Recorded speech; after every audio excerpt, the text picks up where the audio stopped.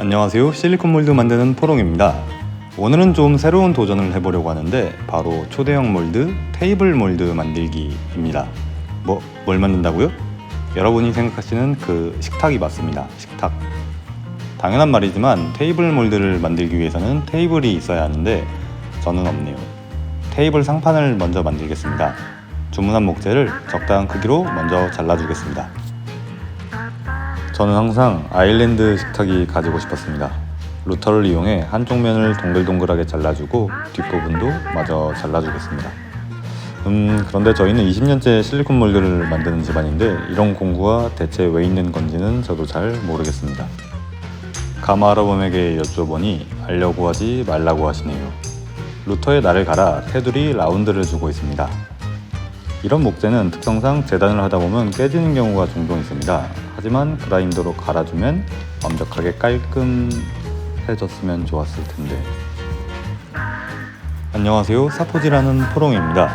여태까지는 3D 프린터로 작업하는 모습들을 보여드렸는데 사실 실리콘 몰드는 대부분의 소재에 적용이 가능합니다. 예전에는 원형을 제작하기 위해 목조각을 많이 이용하기도 했고요. 그리고 어떤 소재이든 확실한 게 한 가지 있습니다. 사포는 언제나 답을 알고 있다. 열심히 갈아주겠습니다.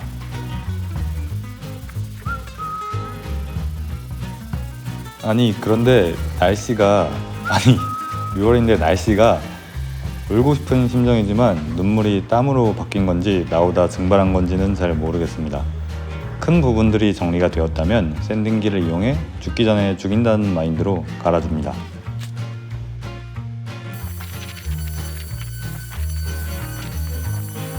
하지만 당연히 죽이기 전에 제가 죽을 수도 있기 때문에 안 되겠다 싶으면 중간중간 약한 선택을 하는 것도 좋은 방법입니다. 소재만 달라졌을 뿐이지 실리콘 몰드 제작의 메커니즘은 변하지 않습니다. 사포질하고 칠하고 사포질하고. 우레탄 페인트 어떤 걸 쓰냐고 문의를 주셨는데 저는 사마 페인트의 요 녀석을 사용하고 있습니다.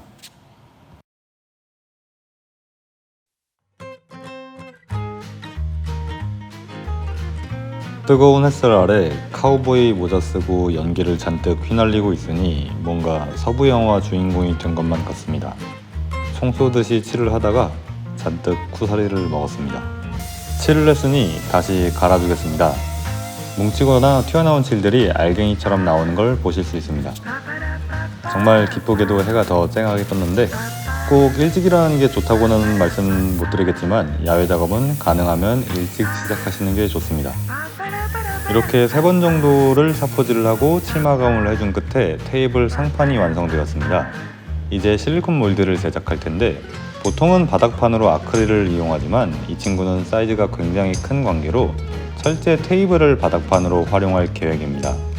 하지만 그냥 냅다 올리면 대참사가 나기 때문에 테두리가 되는 부분들에 테이프를 붙여주겠습니다. 피부가 까만 사람들은 햇빛에 강할 거라는 인식이 있지만 오히려 더 잘 탄다는 가슴 아픈 사실도 있습니다. 하루 작업했을 뿐인데.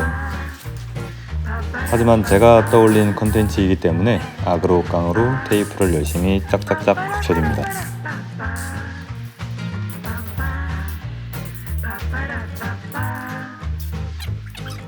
이제 테이블을 올려주고 본격적인 작업에 들어가겠습니다. 이런 게 공방에 왜 있지 싶은 커팅기로 나무를 몇 개 잘라 1차로 붙여주겠습니다. 테두리는 필름지를 사용하는 게 가장 깔끔하게 나오는 편인데 이렇게 큰 친구들은 아무래도 둘러주기가 쉽지 않습니다.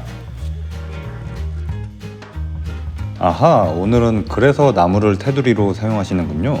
그럴 리가요. 필름지를 둘러주기 어렵다면 둘러주기 쉽게 만들어주면 됩니다. 나무로 필름지의 지지대를 만들어준 다음 필름지를 붙여주도록 하겠습니다. 상식적으로 실리콘 몰드로 테이블을 만드는 사람은 별로 없겠지만 컨텐츠니까 라는 마법의 단어가 있습니다. 너무 크지 않아요? 이 컨텐츠니까. 재료 너무 많이 들어가지 않아요? 그것이 컨텐츠니까. 다만 용납할 수 없는 것 한 가지는 재료를 팡팡 쓰고 실패하는 것이죠. 그래서 안전장치들을 준비할 텐데 잠시 뒤에 설명해 드리겠습니다. 이제 드디어 실리콘을 부어줄 차례입니다. 수평은 잡혀 있지만 면적이 넓다 보니 테두리 안쪽부터 야무지게 넣어주는 것이 좋습니다. 에어건을 이용해 실리콘이 잘 퍼질 수 있도록 해주는 것과 동시에 기포를 제거하겠습니다. 저는 지금 경도 50도의 축합형 실리콘을 사용하고 있습니다. 천천히 시간을 들여 작업을 해야 하는데 만약 부가형 실리콘으로 작업을 한다면 도중에 굳어버려 실리콘이 서로 따로 놀겠지만 축합형 실리콘은 굳은 다음 그 위에 덮어도 합쳐지게 됩니다. 또 이렇게 크지만 얇은 친구들은 경도가 낮은 실리콘으로 제작하게 되면 실리콘이 낭창거릴 수 있기 때문에 단단한 실리콘을 사용하시는 것이 좋습니다. 테이블이 나오는 부분을 신중하게 작업했다면 그 다음부터는 조금 더 속도를 내도 괜찮습니다. 양 옆에 끼워둔 나무가 첫 번째 안전장치인데 실리콘 몰드를 사용할 때 크기가 커서 위치를 잘 잡지 못할까봐 홈을 만들어주는 용도입니다. 실리콘이 정확히 얼마나 들어갔는지는 모르겠지만 저 한 통이 2kg입니다. 컨텐츠니까. 그런데 이런 생각을 하실지도 모르겠습니다. 생각보다 그렇게 많이 들어간 것 같지는 않은데 라거나 좀 불안한데 좀 얇아 보이는데 기분 탓인가요? 라거나 기분 탓이 아니라 얇은 게 맞습니다. 아니 아저씨 지금 적당히 하는 척만 한 건가요? 일단 몰드를 꺼내 보겠습니다. 이 부분이 아까 말씀드렸던 1차 안전장치입니다. 아무래도 홈이 있으면 위치를 잡기가 더 쉽겠죠. 지금부터 두 번째 안전장치를 제작하겠습니다. 컨텐츠니까 괜찮다며 너스레를 떨었었는데 사실 그렇게 말하는 사람치고 정말 괜찮은 사람은 없죠. 실리콘 몰드에 다시 필름지로 테두리를 만들어 주었습니다.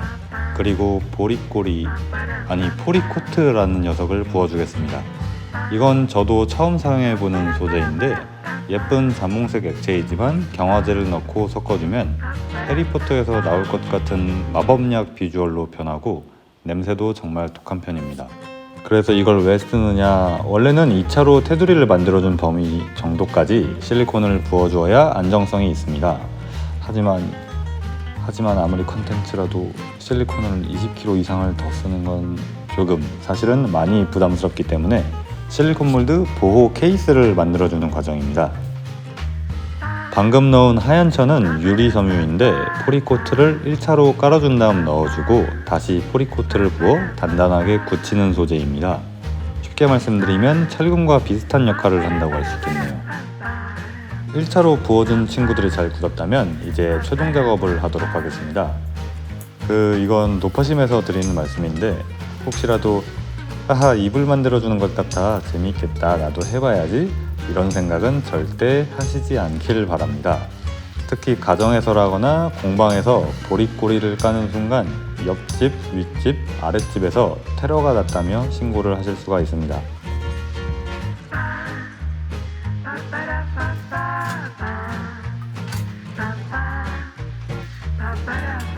다시 한번 노파심에서 말씀드리지만 절대 쉬를 하는 소리가 아니고 보릿고리를 섞어주는 소리입니다.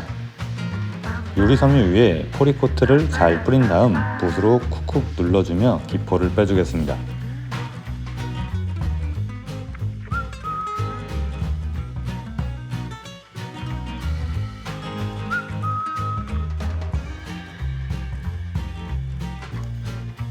이제 모든 작업이 완료되었습니다.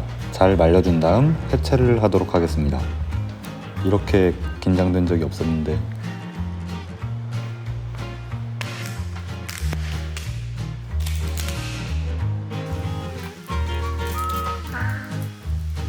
사실 많습니다. 그런데 해체를 한 것까지는 좋았는데 이 녀석이 착 달라붙어서 도무지 떨어질 생각을 하지 않습니다. 왜 이렇게 변태같이 보이지?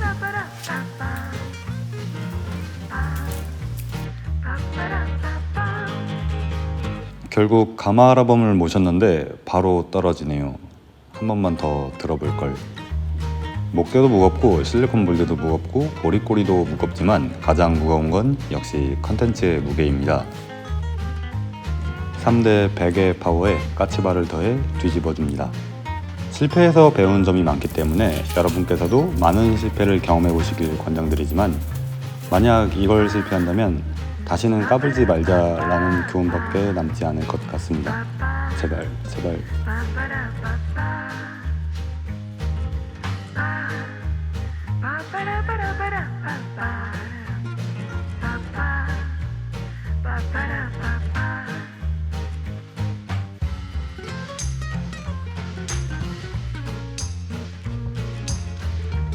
네, 초대형 타블렛 몰드, 아일랜드 식탁 몰드 제작이 완료되었습니다. 다음 편에서는 이 친구를 가지고 레진 테이블을 만드는 과정을 소개해 드리겠습니다. 감사합니다.